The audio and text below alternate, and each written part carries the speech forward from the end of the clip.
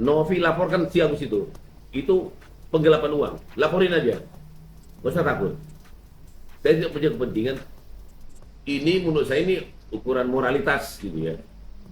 Udah ditolong, malah dia ngelapor si yang menolong. Makin memanas kasus Agus dan Pratiwi Novianti, beberapa pakar hukum siap membela Mbak Novi dan menyarankan agar melaporkan balik si Agus ini guys.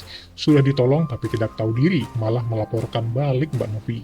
Mbak Novi pun siap menjawab tantangan Farhad Abbas untuk mengaudit yayasannya oleh lembaga audit resmi pemerintah dan siap kapanpun. Sementara itu, pengacara Aji mengatakan tidak ada sebab tanpa akibat.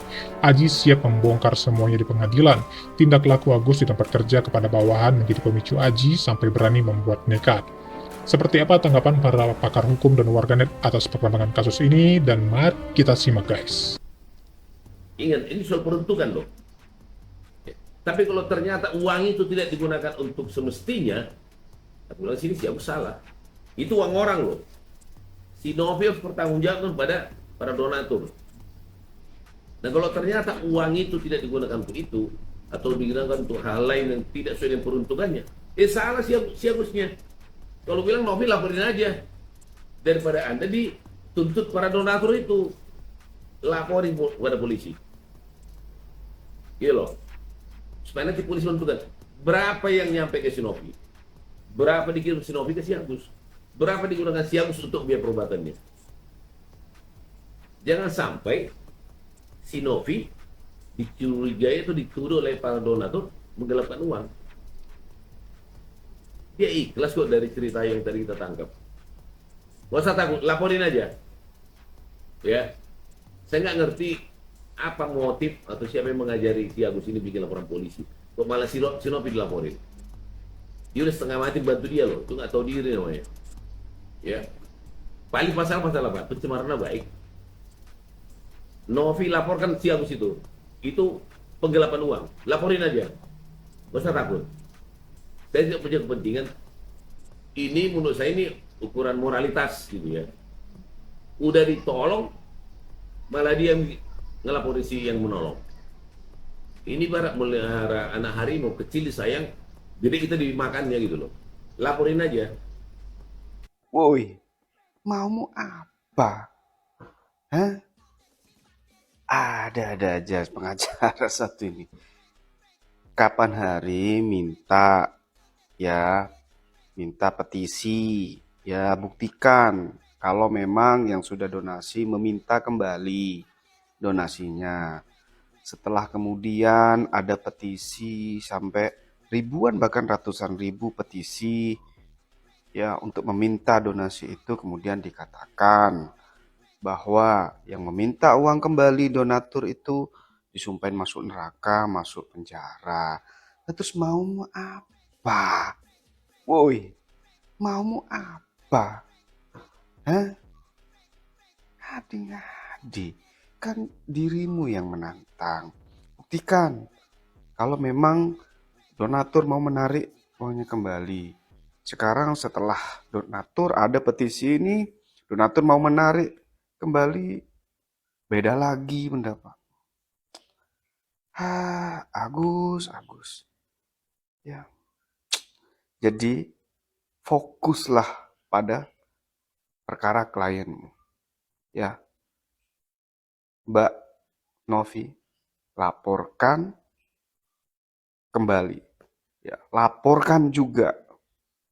Ya, jangan sampai terlambat. Ya, laporkan juga. Jangan kalah gertak. Ya, tenang. Saya pikir netizen seluruh Indonesia berada di belakang saya, siap support. Ya. Jadi saya dari awal kegiatan sosial, saya belum punya YouTube ya guys. Saya emang menyukai dan passion saya untuk membantu orang. Saya pernah merawat 15 anak, kalian ingat? Nah, merawat 15 anak dan sekarang alhamdulillah merawat 6 anak ya, gitu. Tapi saya nggak pernah mencap diri saya pribadi sebagai bidadari atau malaikat tanpa sayap, gitu. Saya nggak pernah. Karena yang saya lakukan benar-benar tulus dari hati dan saya menyukai dan berjanji mewakafkan hidup saya untuk membantu orang terlantar. Gitu guys.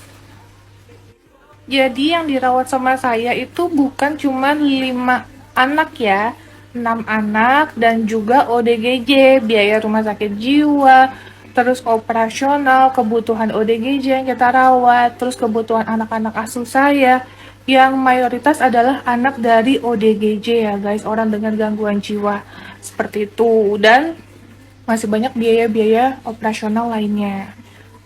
Saya siap untuk dilakukan audit rekening yayasan kami dan rekening pribadi saya, tapi harus sesuai dengan SOP, yaitu yang mengaudit adalah Dinas Sosial Wilayah Yayasan kami. Gitu guys, kita sudah siap. Semangat! Assalamualaikum warahmatullahi wabarakatuh. Jadi menyikapi masalah perselisihan atau persengketaan ya antara Agus yang disiram pakai air keras matanya itu dengan Novi ya, yang punya yayasan. Ini sebenarnya dua-duanya nggak bisa dipidana sebenarnya. Kalau saling lapor nggak bisa dipidana karena awal mula prakarsanya katanya Novi yang mengatasnamakan yayasan meminta sumbangan, ya kan? Lalu pakai rekeningnya Agus.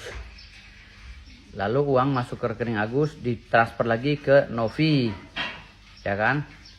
1,5 sisa 1,3 ditransfer ke Novi lagi ke yayasan. Nah uang itu udah jadi uang yayasan dan yayasan itu yang bisa mengelolanya gitu.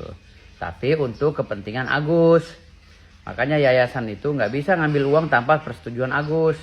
Agus juga nggak bisa menggunakan uang itu tanpa persetujuan yayasan.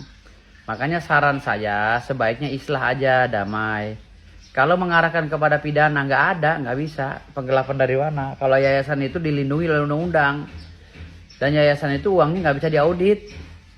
Nggak bisa diaudit yayasan itu. Mana ada uang yayasan itu audit. Uang yayasan itu bersifat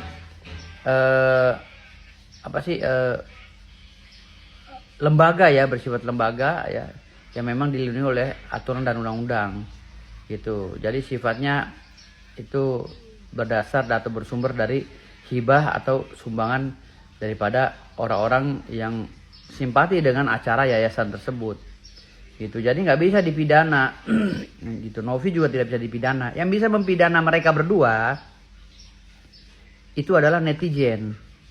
Kan netizen memberikan uang itu, lalu menurut infonya katanya disalahgunakan oleh Agus untuk bayar utang dan lain-lain. Ini bisa dipidana, bisa dikategorikan pidana penggelapan uang atau penipuan atau pencucian uang. Itu. Lantas bagaimana caranya? Ya netizen langsung datang ya ke kantor-kantor pengacara yang terdekat. Kalau memang merasa sudah transfer ke rekeningnya Agus. Seperti itu ya. Jadi masalah Agus seperti itu simpelnya. Jadi hanya netizen yang bisa melaporkan. Makasih. Nah guys, ternyata Mbak Novi mengatakan sebenarnya kalau masalah ini sudah clear ketika di podcastnya Denny Sumargo. Denny Sumargo mengatakan kalau masalah ini sudah clear sampai di sini. Dan Mbak Novi sudah mengiyakan dan masalah ini antara mereka sudah selesai.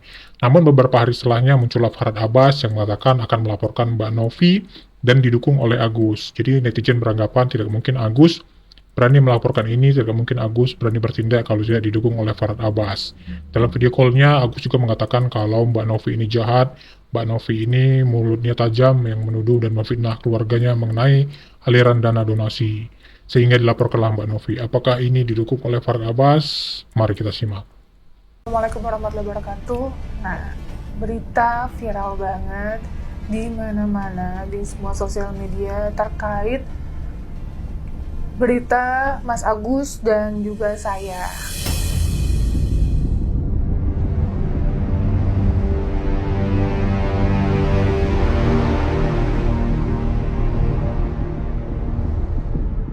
Nah, jadi pada saat tanggal 14 aku podcast di Bang Densu itu, kita kira kayak sudah selesai karena sudah bermaaf-maafan, gak ada konflik sama sekali. Bahkan pada saat pulang pun saya mengantarkan Mas Agus ke mobil. Intinya clear poinnya Mbak Novi. Jadi kita tutup di sini. Podcast ini akan memberikan informasi sampai di luar sana. Novi juga udah stop juga. Mereka juga jalan masing-masing. Kalau ada perkara tambahan, bicara sama saya aja. Nanti kita cari solusinya bareng-bareng ya. Siap. Jangan sampai podcast begini ya, akhirnya banyak gini loh. Nah, Kita nih kayak saya di media, Mbak Novi juga media. Kita ini mau kasih wadah buat bantu orang. Dan banyak orang yang masih perlu dibantu. Saya nggak mau nanti orang-orang di luar sana yang ingin membantu, Nggak percaya. akhirnya nggak percaya lagi. Gitu. Dan komunikasi so far Pulang- sangat pulang. baik gitu, karena ada chat dari Mbak Elmi nih guys, chatnya.